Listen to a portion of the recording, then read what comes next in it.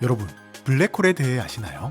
우주에 존재하는 강력한 중력을 가진 천체로 흔히 무엇이든 빨아들이는 특성을 가지고 있다고 알려져 무시무시한 우주의 괴물로도 불리는데요. 실제로 사건의 지평선이라 불리는 일종의 블랙홀 영역에 들어오는 것은 그것이 무엇이든 간에 가령 거대한 행성을 포함한 각종 천체들은 물론 심지어 빛까지도 흡수해버린답니다. 이렇듯 신비로운 특성 탓에 제대로 된 연구도 힘들다 보니 블랙홀은 시간을 넘나드는 통로일 것이다, 혹은 차원을 넘나드는 통로일 것이다 등등 또 다른 특성에 대한 재미난 추측들도 나올 만큼 수많은 우주의 비밀 중에서도 특히나 더 신비로운데요. 그런데 이런 블랙홀을 아주 작고 앙증맞은 모습으로 들고 다닐 수 있다면 어떨까요? 오늘은 블랙홀을 소장하는 방법 SCP-123에 대해서 알아보도록 하죠. SCP-123은 지름 65cm의 회색 구조물로 60개의 삼각형이 원을 이룬 형태인데요. 사실 이것만 보면 모양이 조금 특이할 뿐 특별한 물건 같아 보이지 않지만 삼각형 사이로 123의 중앙을 자세히 들여다보면 지름 약 1mm의 아주 작은 검은색 구체 하나를 발견할 수 있답니다.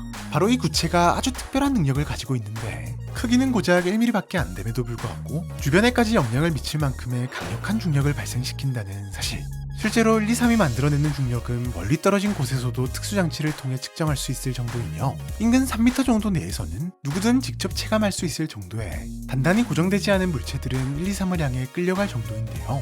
물론 123의 구조상 큰 물체가 완전히 빨려 들어갈 일은 없지만 외부 구조물 사이로 들어갈 수 있는 작은 크기의 물체들의 경우는 123 내부로 조금이라도 진입하는 순간 빠르게 중심의 검은 구체로 빨려 들어가 그대로 흔적도 없이 사라져버린답니다. 특히 이때 고체 상태의 물체는 물론이고 액체도 예외 없이 빨려 들어가며 심지어는 빛까지도 빨려 들어가는 것이 확인되었는데 반대로 검은 구체에서는 그 무엇도 방출되지 않는 것은 물론 조금의 빛조차도 반사되지 않고 완전히 흡수되어 버린답니다.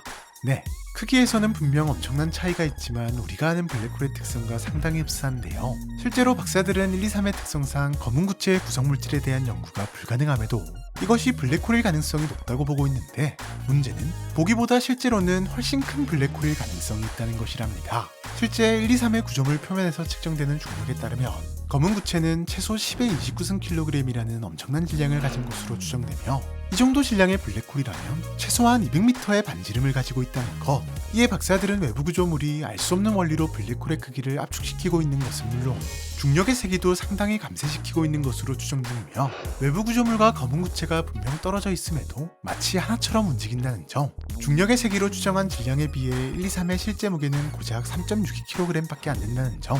구조물 내부에서 중력의 세기가 급격하게 증가하는 것으로 보인다는 점 등등. 어쩌면 압축의 개념이 아닌 블랙홀이 존재하는 공간 자체와 연결된 것이 아닐까 추정하는 박사들도 있는데요. 또 하나 재밌는 사실은 기체의 경우는 분명 123이 만드는 중력의 영향은 받음에도 외부 구조물 사이를 통과하지 못해 검은 구체로 흡수되지는 않는다는 점인데 이는 123이 주변의 산소까지 빨아들이는 것을 방지하기 위해 완벽하게 설계된 것으로 판단. 누가 무슨 목적으로 만든 것인지는 알 수 없으나 인위적으로 만들어진 블랙홀 전용 특수보관 장치가 아닐까 추정 중이라고 하네요.